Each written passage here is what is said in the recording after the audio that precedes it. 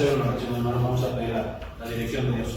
Padre, en esta mañana que vamos a compartir tu palabra y que vamos a aprender de ella y que vamos a pedir tu dirección, pues lo hacemos a través de esta oración, Señor. Pedimos que tu palabra, Señor, la Biblia, ese libro santo, sagrado, que tantas verdades nos dice, que tantas cuestiones de exhortación también nos da, y que tantas cosas, Señor, nos da para que podamos nosotros trabajar en ellas.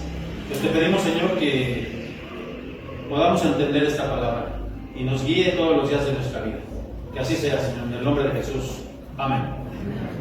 En la predicación del martes, hermanos, hablábamos, bueno, aquí mandamos unos audios, para los que no saben, mandamos unos audios los martes, y estamos ahorita en una serie. A veces son diferentes, a veces la serie de los martes es una, y a veces la serie de los domingos es otra. Ahorita en todo el mes de septiembre será la misma serie, y hemos titulado esta serie, porque así lo dice en la segunda epístola del apóstol Pedro, en el capítulo 1, dice que somos nosotros participantes, o somos partícipes de la naturaleza divina.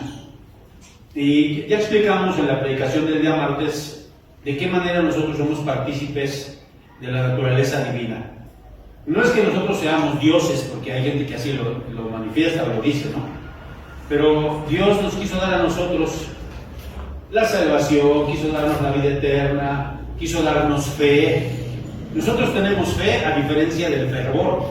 Aquí hay una gran diferencia, hermanos. Hay mucha gente que se va caminando, que se va de rodillas, que hace peregrinaciones allá por el oriente, los budistas, los musulmanes, y hay gente que tú dices, es que tienen fe. Eso no se llama fe, eso se llama fervor, que es muy diferente a la fe, porque la Biblia nos dice que el autor de la fe es Dios. El único que puede poner fe en los seres humanos es Dios. Entonces, cuando Él nos hizo partícipes de esa fe, como vimos en la predicación del martes, pues ya nos dio fe a nosotros. ¿Qué es la fe? Es creer en Dios, es la certeza de lo que no se ve, la confianza de lo que estamos esperando, y la fe es la que nos mueve a nosotros como creyentes, como cristianos. Pero ya una vez teniendo esa fe, hermanos, vamos a ver qué nos dice la Sagrada Escritura en esta porción que ya leímos. Y vamos a ver aquí, nos vamos a leer otra vez 2 de Pedro 1:5, lo que acabamos de leer ahorita, y en esto vamos a estar meditando, en este solo versículo. ¿Cómo dice 2 de Pedro 1:5? Vosotros también, poniendo toda diligencia por esto mismo, añadid a vuestra fe virtud, a la virtud conocimiento. Y esta palabra es la primera enseñanza que yo quiero que veamos, es que ya tenemos fe. Vosotros también, poniendo diligencia por esto mismo, añadid a vuestra ¿qué? La fe ya la tenemos, pero nosotros no tenemos que conformarnos con esa fe, porque hay personas que dicen, bueno, yo ya soy creyente, ya creí, ya acepté a Cristo en mi corazón, y ya con eso es todo. No es así. La palabra de Dios nos dice que a esa fe nosotros tenemos que ¿qué? Y esa palabra que está en el griego, que está en el original, en el Nuevo Testamento, se traduce en español ¿a qué? Entonces, nosotros tenemos que ir añadiendo a nuestra fe, tenemos que ir complementando nuestra fe. Por eso nos vamos a ir viendo aquí varias cosas en las que le tenemos que ir añadiendo a nuestra fe. No tenemos que conformarnos con lo que ya tenemos. Porque cuántas personas, y ustedes lo pueden ver también, hermanos, en varias parábolas en el Nuevo Testamento, se nos dice, ¿verdad? Por ejemplo, la parábola de los talentos, la parábola de los talentos.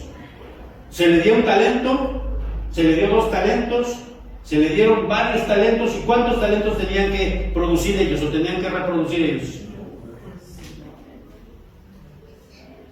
Entonces siempre el cristiano tiene que añadir, no tiene que conformarse. Y aquí nos dice bien clarito, entonces, a esa fe que ustedes ya tienen, esa fe no se la dio nadie más que Dios. Porque hay gente que dice, yo tengo mucha fe, es que yo tengo mucha fe. No, tú no tienes nada de fe. Si Dios no te la ha dado, tú no puedes tener fe. Todo eso que ustedes pueden ver, como ya lo dije, se le llama fervor. No es fe auténtica. Entonces, es lo primero que tenemos que hacer nosotros, queridos hermanos, tener fe. Y de esa fe, ¿qué tenemos que hacer? Después que Dios nos ha dado esa fe, ¿qué tenemos que hacer? Añadir. Y aquí nos dice, vamos a ver cómo es que tenemos que añadir. Nos dice, vosotros también poniendo toda diligencia. Vamos a ver en esta parte. Tenemos que añadir a nuestra fe, pero tenemos que hacerlo ¿con qué? ¿Qué significa esa palabra diligencia? Aquí lo tenemos, hermanos. Miren, dice aquí, ayúdenme a leer qué es lo que es la palabra diligencia, lo que significa que está aquí. ¿Qué significa? Un esfuerzo constante, no solo acciones esporádicas. Es decir, cuando yo digo ahí que tengo que hacer algo diligentemente o lo tengo que hacer con diligencia, pues aquí nos está diciendo, hermanos, que es algo que constante. Vamos a ponerlo en la Biblia, vamos a ponerlo en la lectura de la Biblia. Si yo leo la Biblia solamente esporádicamente, cuando me acuerdo, cuando tengo necesidad, si yo tomo la Biblia y agarro solamente un versículo ahí suelto nada más, ¿funcionará? No, porque nos dice que todo lo que hagamos para Dios tiene que ser con diligencia, y nos dice que la diligencia es un esfuerzo constante, es algo constante, y es algo que enfocado, no es algo esporádico. Se trata de un progreso diario y persistente en la vida espiritual. Es un progreso diario. Todo lo tengo que hacer con diligencia.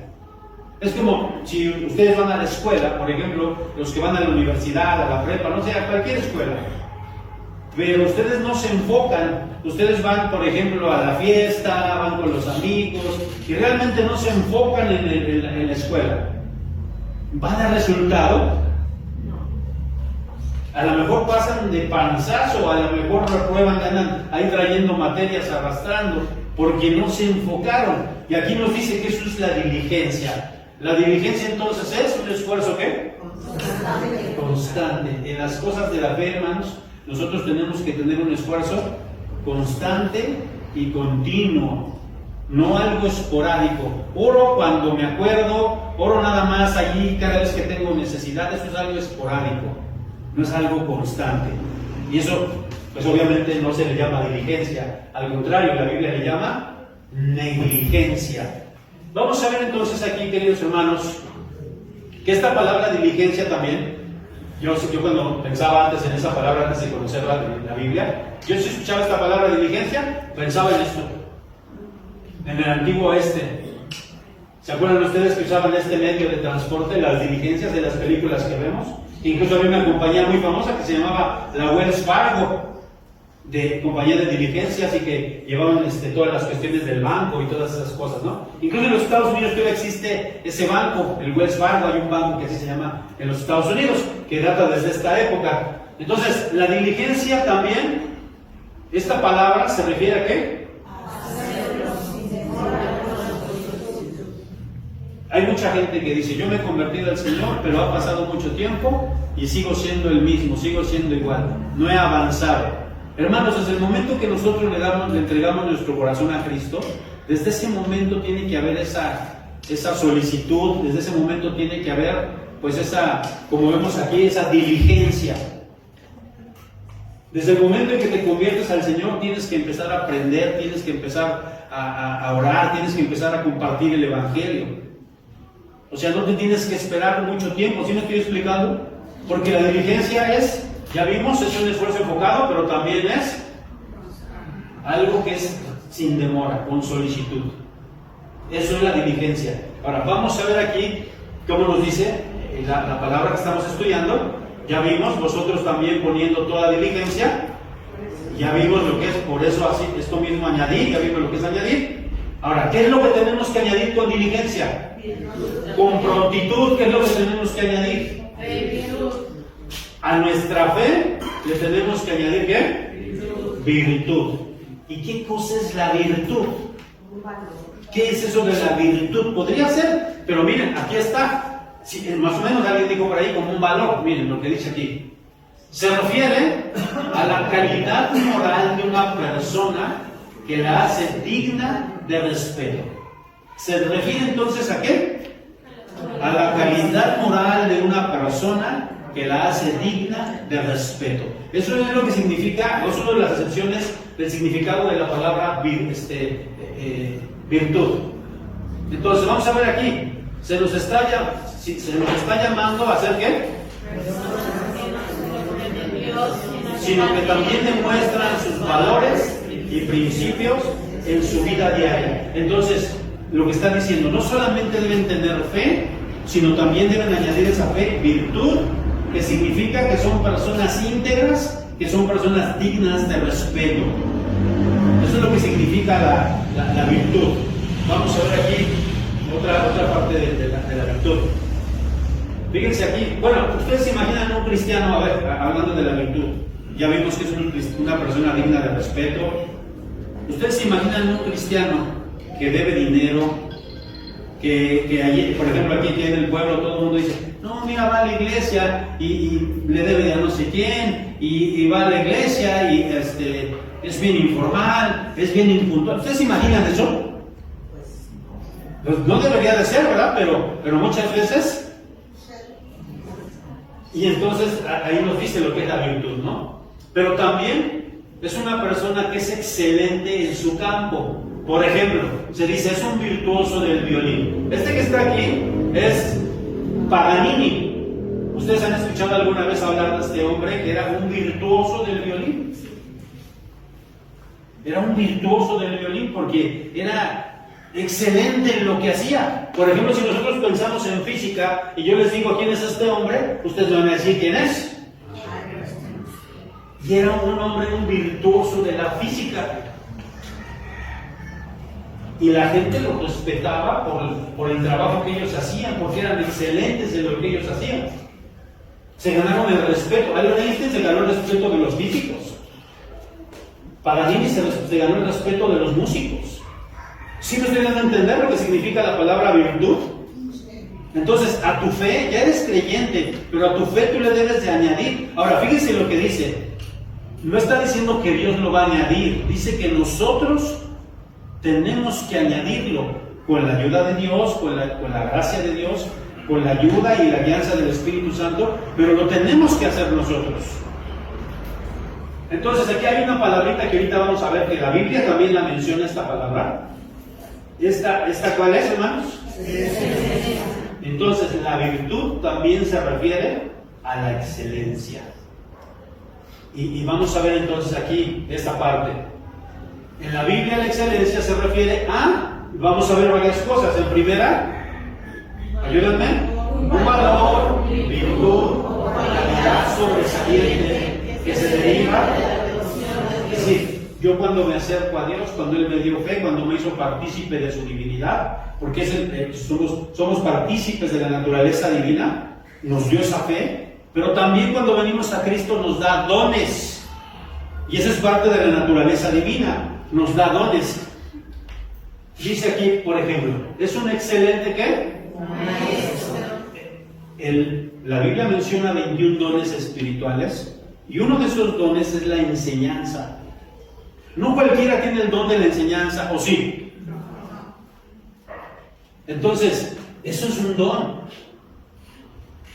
Como predicador, miren, yo cuando doy clases de homilética, que ya les he platicado mucho de que ya tengo años dando esa clase, doy varias materias, pero esa, como que esa es, podemos decir, mi fuerte, esa materia. Y cuando estoy con mis alumnas de la escuela bíblica, o mis alumnos del seminario, o sea, en línea, o como sea que dé la clase, les pregunto, siempre les pregunto, ¿y cómo está la predicación en tu iglesia? No me digas nombres, solamente vamos a examinar, vamos a analizar cómo está la predicación en tu iglesia. Y el 80% siempre me dicen, no, es que la predicación en mi iglesia no anda muy bien. ¿Qué está pasando ahí? Que entonces el predicador de esa iglesia no le está haciendo ¿cómo? Ahora, aquí nada más estamos mencionando algunos dones. El don de servicio. ¿Cuál es ese don de servicio? Y no cualquiera puede tener el don de servicio. Cualquiera puede agarrar y barrer, trapear o traer una silla si le pedimos. Pero el don de servicio es algo que le nace a la persona porque Dios se lo puso a esa persona. Y no cualquiera. Yo he tenido diáconos que son los que son servidores, los que se ven la cuestión de servicio en la iglesia. En otras iglesias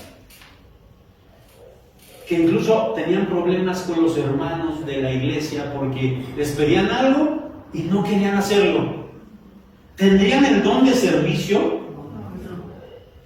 Ahora, si tú tienes un don, como dice aquí, nos habla de la excelencia, dice, es la virtud o calidad sobresaliente que se deriva de la devoción a Dios. Cuando tú estás con Dios, Dios te va a ayudar, te va a dar dones, pero tú tienes que ser excelente en todo lo que hagas para Dios. Si lo haces para Dios, ¿cómo lo tienes que hacer? Excelente. Ay, por donde lo vio mi abuela, ay, por donde lo vio mi suegra, dicen por ahí, ¿no? No, hermanos, tenemos que ser excelentes si las cosas son para Dios. Esa es una de las acepciones, vamos a ver otra más de las acepciones de la palabra excelencia. ¿Eso qué dice aquí? Ético, íntegro, de alta calidad. Es decir, un cristiano excelente, un cristiano virtuoso, es un cristiano que los demás dan testimonio, es de una alta moralidad. Como yo decía, no debe dinero, no llega tarde, es formal. Yo les puedo decir, hermanos, eso sí lo puedo decir, que a donde quiera que yo llego, cualquier lugar, el presbiterio, el sínodo, yo tengo esa fama de que soy puntual. Y yo no creo que eso sea malo, yo creo que eso es bueno. Aunque hay gente que ahora dice, ay, usted es impuntual porque llega antes. Bueno, sí, dicen eso porque siempre llegan tarde. Ser puntual, hermanos, es algo que es parte del carácter cristiano, el ser formal. Cuando tú dijiste que lo ibas a hacer, que ibas a llegar, vas a llegar y lo vas a hacer. Y te haces confiable. Y eso debe ser una de las características de ¿quién? Porque a tu fe, a la fe que ya te dio el Señor, tú le añades virtud. Y esa virtud, o parte de esa virtud, hermanos, es esto que dice aquí: un comportamiento ético, íntegro y de alta calidad. Imagínense un cristiano que anda en boca de todos y que le debe dinero a todo el mundo. Pues mejor le digas que eres cristiano, porque ahí estás pues menospreciando el nombre del Señor. Vamos a ver esta tercera. Implica hacer las cosas lo mejor posible para glorificar a Dios. Estamos viendo lo que es la excelencia comparándola con la virtud, o mejor dicho, son sinónimos. Y entonces dice esforzarse por la perfección. Sabemos que el único que es perfecto es Dios, pero tenemos que esforzarnos. Ser fiel ¿en qué? Esto es bien importante. Nosotros como cristianos, añadiéndole virtud a nuestra fe, tenemos que tener mucho cuidado con ¿qué? Hay un dicho por ahí que dice que el diablo está en los detalles. Y es cierto, hermanos. Tenemos que tener mucho cuidado con esto. Miren, pues este ejemplo, porque, a ver, vamos a poner que tú llevas, no sé, un servicio, ¿no? Por ejemplo, y sobre todo cristianos que dan servicios, por ejemplo, que son plomeros o, no sé, carpinteros o todos, ¿no? Doctores, todos los que dan servicio. Yo me acuerdo que llevé allá a Xochimilco con mi carro hace muchos años. Una hermana me recomendó a su mecánico. Y ustedes saben que eso se batalla mucho. Encontrar un buen mecánico que sea honesto, que haga bien las cosas, es bien difícil. La mayoría son ladrones, son chambones, la mayoría. Y es bien difícil. Y yo me acuerdo que cuando fui con ese mecánico, que le dejé mi carro, yo hasta tenía miedo. Híjole, qué cochinada me iba a hacer, no sé, porque vamos así con esa. Y me dijo, venga tal día, o sea, el otro día, el día siguiente, porque era algo delicado, y venga tal hora. Y yo dije, híjole, pues yo voy a llegar en punto, porque si llego antes, como suelo hacer, pues me va a dar coraje que no esté, voy a llegar en punto. Y llegué, y mi carro ya estaba lavado mi carro, y la parte del asiento donde voy yo, donde va el conductor, con un plástico, y mi carro lavadito, y he hecho el trabajo. Entonces yo dije, de aquí soy, y este es un buen mecánico, porque pone cuidado en ¿qué? Eso de lavarte el carro, pues el mecánico, pues verdad, ¿no? Eso de ponerle una bolsita, hay muchos mecánicos hasta te dejan mugroso el carro, ¿sí o no es cierto? Entonces, mayormente en las cosas espirituales, hermano, mayormente en las cosas de Dios, los detalles son muy importantes. Y eso es parte de la virtud que tú estás añadiendo a la fe. Entonces así nos damos cuenta que la virtud es parte del carácter, de la ética, no solo cómo nos ven los demás, sí importa, porque hay gente que dice, a mí qué me importa lo que digan los demás. No, sí te debe de importar, porque eres creyente, eres cristiano, te debe de importar, porque si hablan mal de ti, ¿de quién van a hablar mal? Vamos a ver entonces la segunda parte del versículo. Ya vimos que nosotros tenemos que hacerlo con diligencia, tenemos que añadir, y tenemos que añadir a nuestra fe virtud. Pero también nos dice que a esa virtud, aquí nos está diciendo a la virtud, tenemos que añadir también ¿qué? Conocimiento.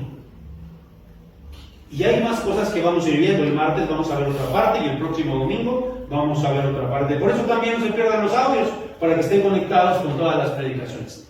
Vamos a ver entonces aquí que dice: si tú quieres ser excelente en algo, pues ¿qué pasa? Porque si no, te conviertes en un improvisado. Es como alguien que sabe un poquito de computadoras o aprendió algo por ahí, algo de una manera empírica, algo de computación, y pone un taller de computadoras. Pues va a ser un chambón, te va a hacer puras porquerías, porque no sabe, porque no está capacitado. Entonces, aquí nos dice que a nuestra fe tenemos que añadir virtud, y a la virtud le tenemos que añadir ¿qué? Conocimiento. De lo contrario, como dice, es un improvisado, mayormente tratándose de la fe, de las cosas espirituales. Entonces mucha gente dice: ay, pastor, es que yo no sé, es que yo no lo entiendo, es que yo... Capacítate, mi hermano, capacítate. Vamos a ver aquí entonces de qué manera, cuáles son las cosas que nosotros tenemos que conocer como cristianos. Algunas situaciones. ¿Conocer qué primeramente? Hermano, si yo hiciera un examen ahorita de las Escrituras, yo sé que varios no saldrían o no saldríamos bien librados. Me voy a incluir yo, para que no digan que el pastor me voy a incluir. Porque, ¿se acuerdan? Yo hice una predicación, ¿se acuerdan ustedes? De la manita, de los 5 dedos. ¿Qué tenemos que hacer con la Biblia? La Biblia la tenemos que leer. La Biblia la tenemos que escuchar, la Biblia la tenemos que meditar, la Biblia la tenemos que memorizar y la Biblia la tenemos que compartir. Entonces, yo tengo que capacitarme. Ahorita estamos yendo los jueves a los estudios, eso es parte de una capacitación. Ya no me van a agarrar en un site. Que la iglesia de los Corintios, ¿dónde estaba esa iglesia? ¿O por qué se llama la iglesia de los Corintios? A los Corintios, ¿dónde estaba? ¿Dónde estaba, hermanos?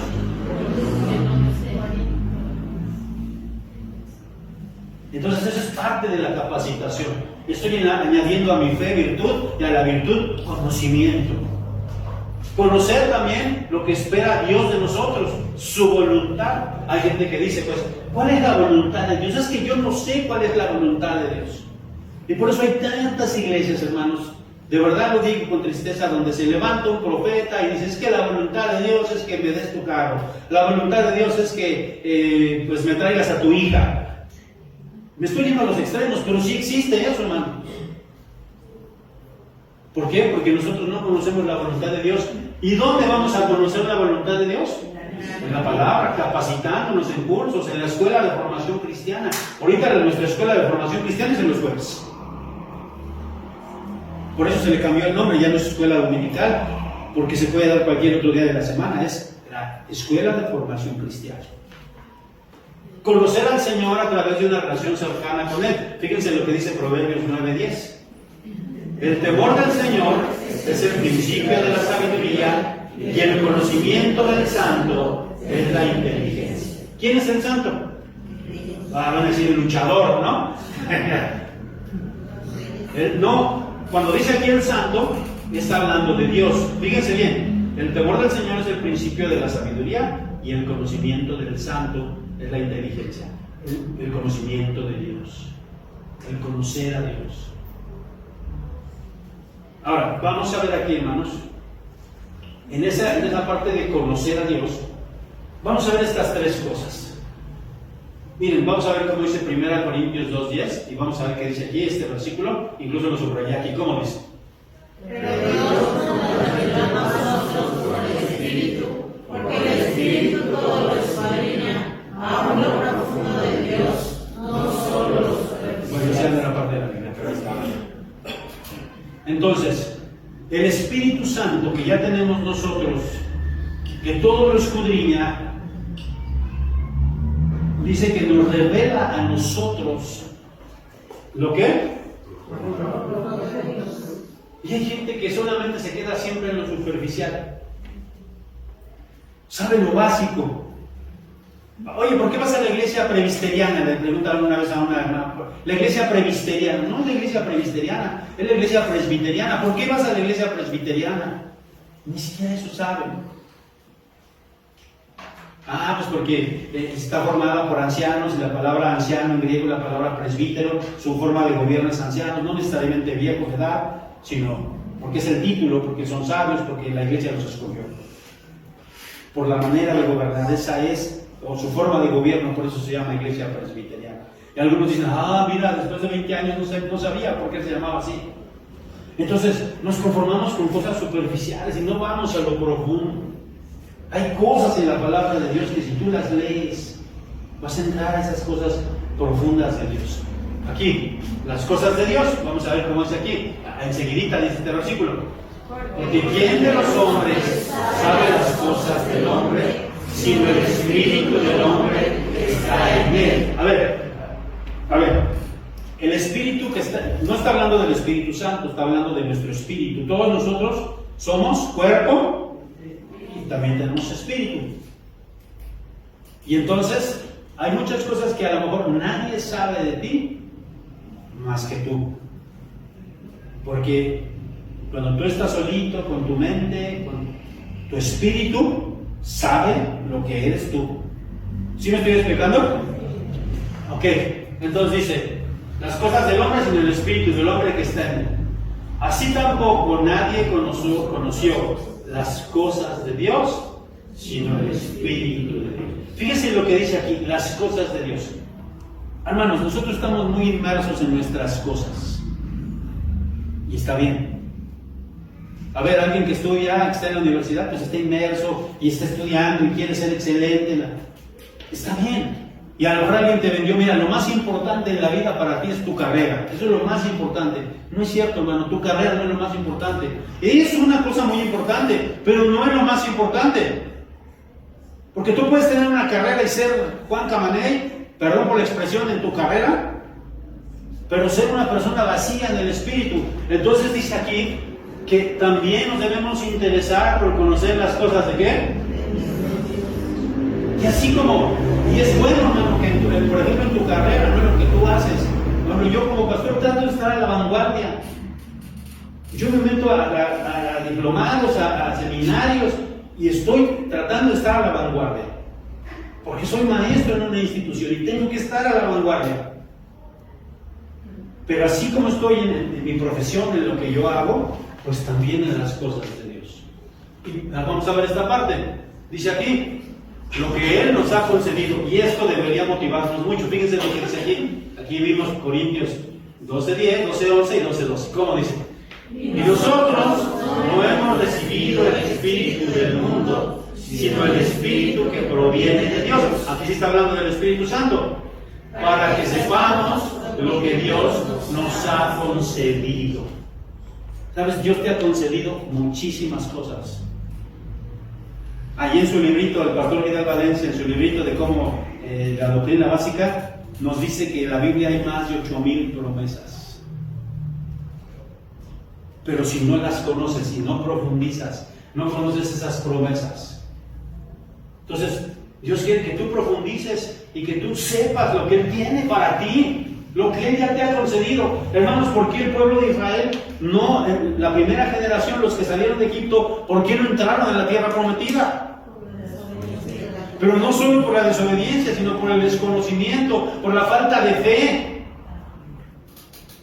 Y Dios quería que entraran a la tierra prometida.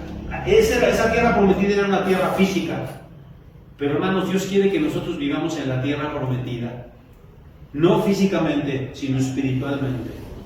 La plenitud. Hermanos, se ha dado mucho en la iglesia, no solo en nuestra iglesia, sino en la iglesia en general, Un mal que está en el mundo y que es la depresión, que es la ansiedad, y ha venido a la iglesia.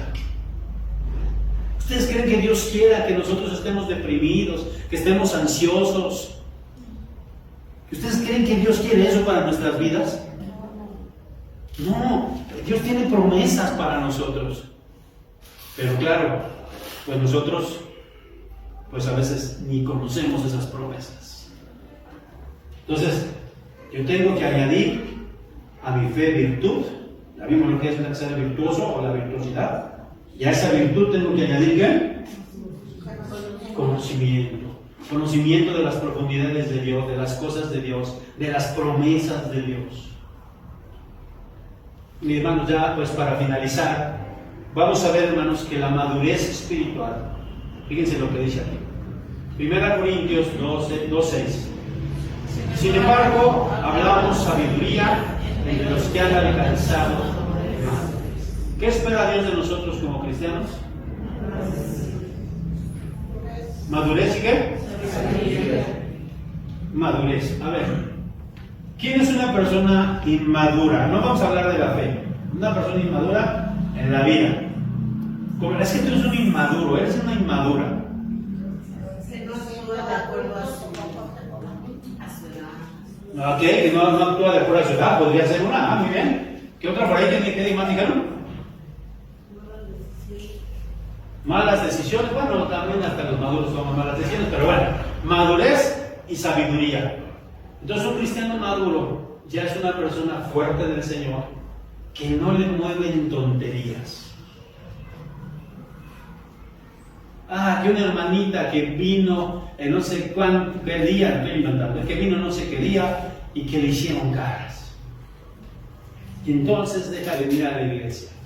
¿Era una hermana madura? No. Porque yo no vengo a ver a los hermanos. Es parte, de la comunión de los santos es parte. Y qué bueno, ¿no? Que podamos vernos y animarnos. Pero yo vengo aquí, ¿a qué vengo a la iglesia? Entonces, si me hacen caras, que me hacen las caras, yo voy a venir porque vengo a adorar a Dios. Soy un cristiano maduro, porque le estoy añadiendo a mi fe virtud y a la virtud conocimiento. Y ese conocimiento me va a dar la madurez. Y dice, y sabiduría no de este siglo, ni de los príncipes de este siglo. ¿Por qué esa sabiduría? Hermano, qué bueno que tengas una carrera, joven, síguete preparando todo lo que puedas, haz doctorados, haz maestrías, qué bueno, eso es muy bueno, pero déjame decirte algo, que eso no te va a servir de nada cuando te vayas a la presencia del Señor. Dios te da eso para que vivas aquí en la tierra y para que pues tengas una vida digna, para que crezcas como persona, pero quiere el conocimiento de Dios, que ese es lo único que te vas a llevar. Ni la ropa, ni tu casa, nada de eso te vas a llevar, hermano. Lo único que te vas a llevar es lo que tengas aquí en tu corazón. Lo que tú vayas añadiendo a esa fe, es lo único que te vas a llevar. Un cristiano que va conociendo a su Señor y su palabra, irá madurando, será fuerte y nada lo moverá. Por eso dice segunda de Pedro, en el capítulo 1, donde van a estar basadas todas las predicaciones de septiembre, solo en ese capítulo 1 de segunda de Pedro, tenemos que ir añadiendo a nuestra fe, hermanos. Y vamos a ver el martes otras partes que tenemos que añadir, y el próximo domingo otras cosas que tenemos que añadir a nuestra fe. Yo espero que así será, yo espero que pongas diligencia en esto. Vamos a ver. Padre, gracias por tu palabra, porque pues, nos explica, nos exhorta, nos ayuda, nos recuerda, nos da paz, nos da tranquilidad. Gracias, Señor, por tu palabra que es hermosa. Ayúdanos, Padre, como cristianos, ya nos has dado fe. Ayúdanos diligentemente a añadir a esa fe la virtud y a esa virtud el conocimiento. Por favor, Señor, en Cristo Jesús te lo pedimos.